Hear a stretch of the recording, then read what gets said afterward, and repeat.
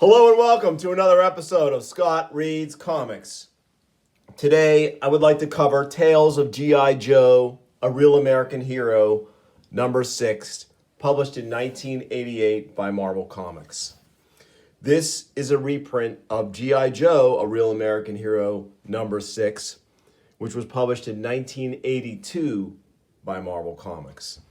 The nice thing about this reprint series, which lasted a total of 15 issues, was that these stories were reprinted on a really high quality Baxter paper, which brings out the color and really just has better reproduction quality than the original newsprint. There are a few drawbacks to this format, and one major one that I'll go into as we progress through the story.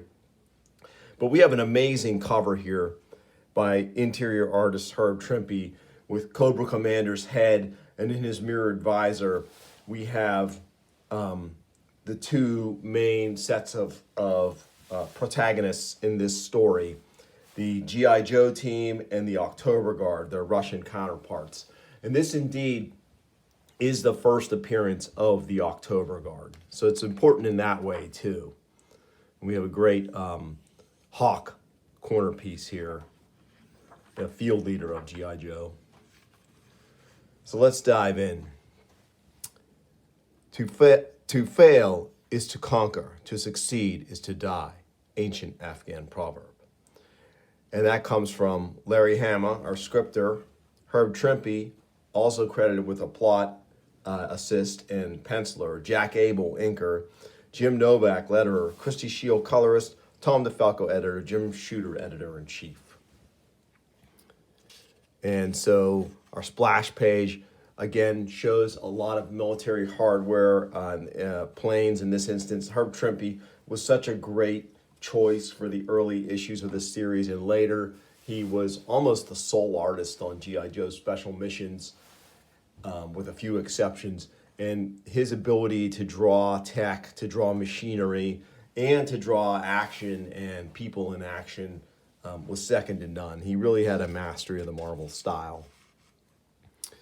So let's get into it here. Here you are, Joes, delivered right to your doorstep, courtesy of your friendly neighborhood tactical air support. So long, Jock. See you all next time around. So the Joes are brought back from another rough mission, and all they want to do is relax, but it's not to be. I wouldn't get too comfortable, gang. Uh-oh. Hawk's got that "I got a mission" look all over his face. I guess that's why I'm such a lousy poker player. Stalker's right. We've got another mission. Dang, I must be getting psychotic. You mean psychic. That too. I just received word from General Flagg. He wants the mission to be a strict all-volunteer basis.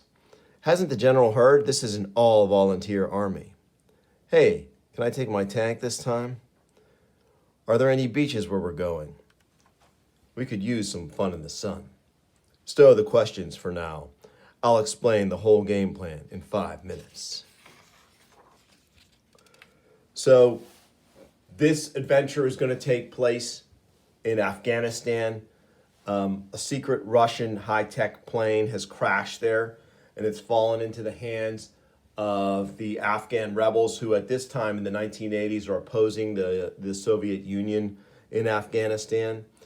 And this is close to the time we as a nation in real life began clandestinely supplying them with arms and armament to help further their cause against the Russians. In this story, however, the Joes are going to have to go in and get this piece of technology out before the Russians can recover it. We've got a CIA liaison team there right now, getting the plane ready to go, but the Russians are closing in fast, and we have reason to believe that Cobra Command, the worldwide terrorist organization, is in on the hunt to boot. Our job is to beat both Ivan and Cobra to the punch. Sounds like a stacked deck to me. There are no landing fields or paved roads in those mountains, so we'll have to take the plane out overland by rough terrain vehicle. We'll drop the RTV components by chute and assemble it on the spot. Again, Trimpe's command here of the tech is really cool. I need 6 volunteers. Of course, everyone raises their hand.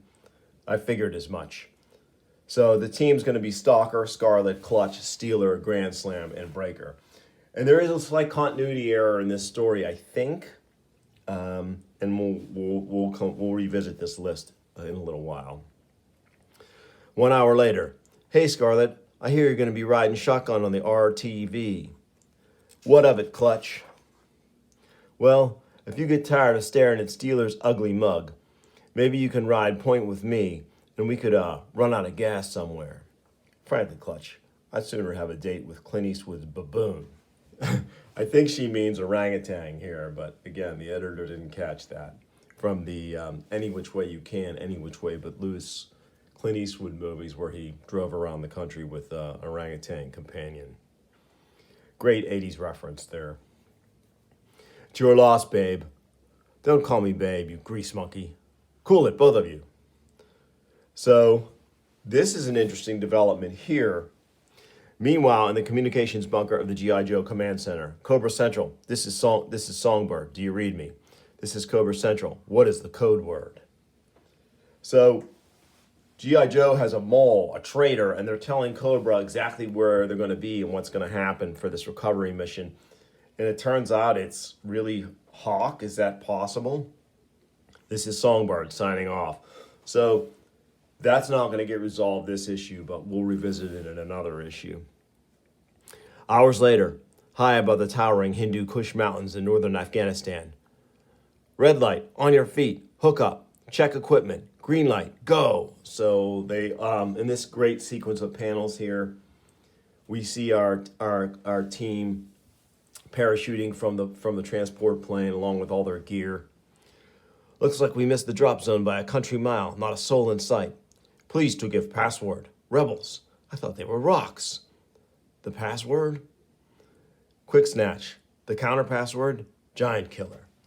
I am Ahmed, chief of this humble tribe. Please to accept apology for being too cautious. Russians are very tricky. This man, he is your CIA liaison. Looks like these Himalayan hillbillies really caught you guys with your pants down. So this CIA guy is characterized by Larry Hama in the script to pretty much be a jerk, and he kind of turns out to be that. Look, you tend to your business, and we'll tend to ours. You want to be helpful, you give a hand with the crates. And if that ain't exciting enough for you, you can just grab a machine gun and join our team. Pay small attention to your CIA man. When he arrived, we scare him so bad he dropped his gun and surrender before he remembered password. Come, my friend, let me show you to your cargo. We hide it good in Deep Mountain Cave.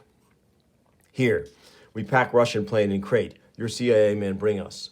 We work hard to bring plane here. Carry by hand, but all for good cause if we can hurt Russians.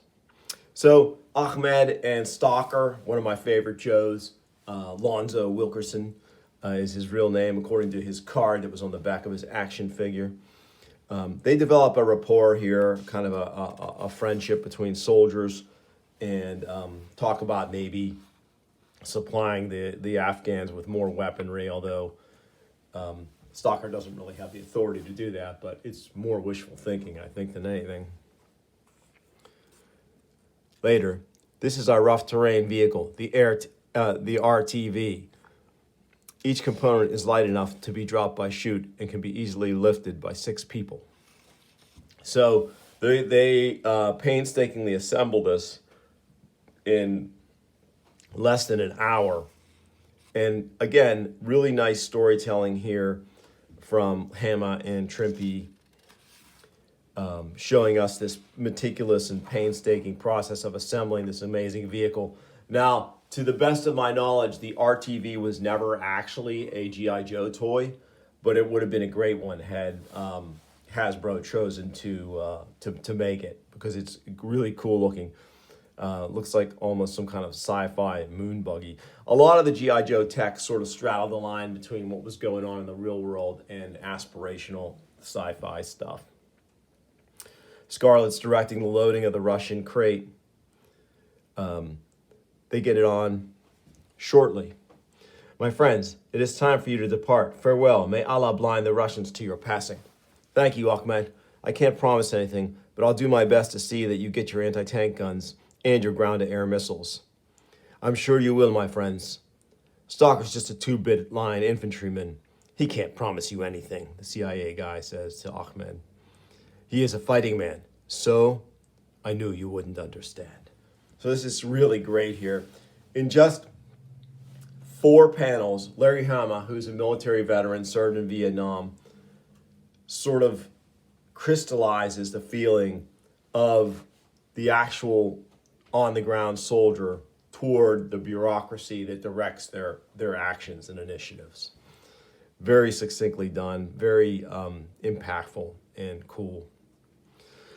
Many miles later, how's she handling, Steeler? Not bad, Scarlett. A little sluggish on acceleration, but we're not out to win the Indy 500.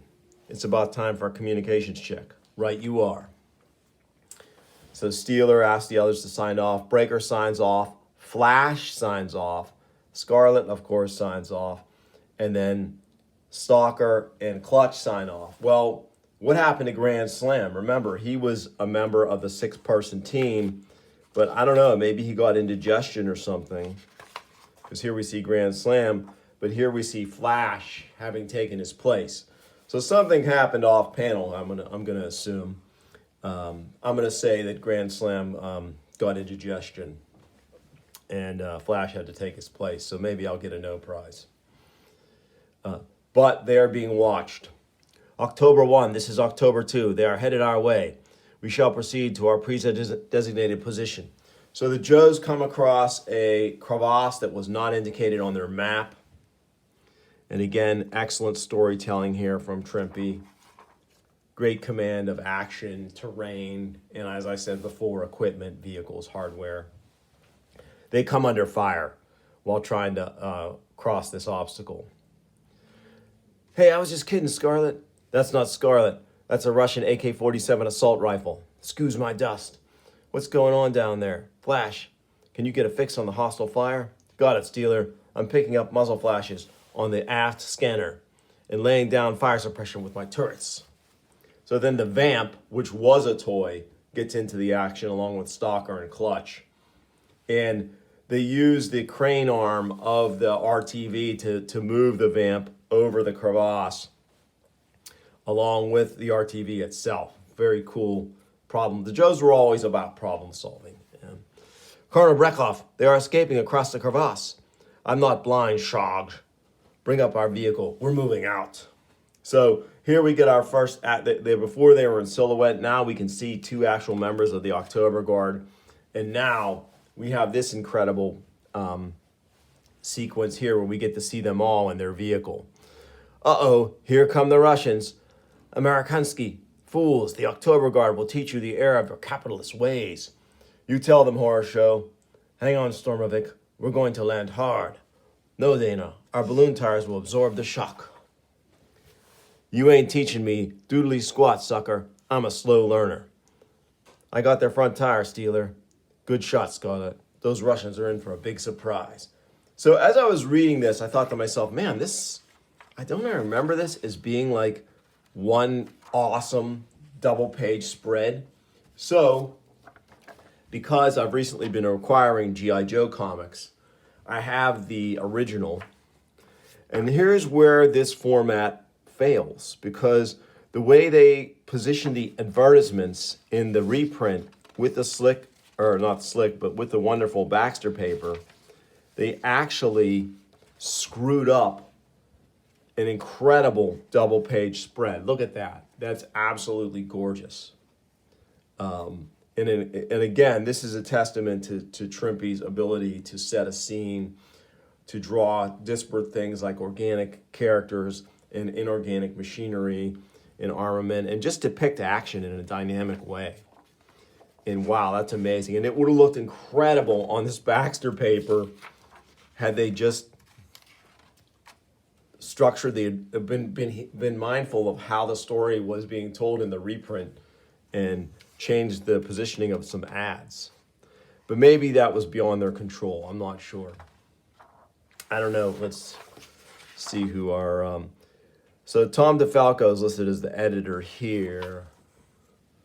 And then the original, yeah, it was Tom DeFalco. So I'm not sure who the reprint editor is on this. On with our story. Oh no, our tires will self-seal against bullets, but not arrows. So their vehicle is taken out of action. The Joe's RTV lands hard, but keeps moving. And they get into a prolonged firefight. Scarlet, cover the left. They may try to flank us. I've had enough of this. It's time to put an old chestnut out of the pull an old chestnut out of the textbook. Flash, stand by. All gun turret controls. Ready to fire, Steeler. The textbook says the advantage in any battle is always with the side that holds the high ground. So the RTV shows another cool feature here, being able to telescope up and then fire down on the Soviets. Colonel Brekov, we're pinned down. What's our plan of attack? Our plan, horror show? Our plan will be to do what we're trained to do what my father did at Stalingrad, what my grandfather did at the Eastern Front. Attack! So Brekov leads the attack. Very cool, running into a hail of gunfire. Get ready, Joes. It's going to be hand to hand and tooth and nail. Stormovik takes no pleasure in defeating a woman. Come on, you ugly little runt. Y'all haven't beaten me yet. Ugly. Right down to the bone. So then we get a great sequence of them fighting close quarters here. And you can't fight either, so she takes him out. Need help, horror show? Yet, Dana. I'm having a wonderful time, but Shrog may be having some problems. Pig, you are becoming very annoying. You're going to be more annoyed when I plant a knuckle sandwich in your flapping yap. Look behind you, eh? Nice try, Colonel. But that trick's older than your Georgian yogurt suckers. No trick. Is that your backup team? Well, no. Aren't they the Red Army's reinforcements? Yet. So, we have a development. Cobra has arrived. Throw down your weapons. Resistance is futile. You are all prisoners of Cobra Command. Pack it in, Joes. They've got a reinforced regiment out there. As Marshal Zhukov once said, discretion is the better part of valor. A wise decision, gentlemen. Sergeant, collect their arms. Yes, Cobra Commander. Then you may line up all the prisoners by the ravine and kill them. So great revisit to our classic cover here. Next issue, Walls of Death. So that's it. A read-through of the now classic G.I. Joe number 6, reprinted, of course, in Tales of G.I. Joe number 6. And we can see here both covers side by side. I do love a lot about these reprints. I'm sorry they only went 15 issues. It is a bummer that they messed up that double-page spread in this one, but I was glad I was able to show you the original so you could see exactly what you were missing there. Well, I do hope you enjoyed this read-through of Tales of G.I. Joe number 6. If you did, please like and subscribe. Tell your friends. And I'll bring you more soon on Scott Reads Comics. Thanks for watching.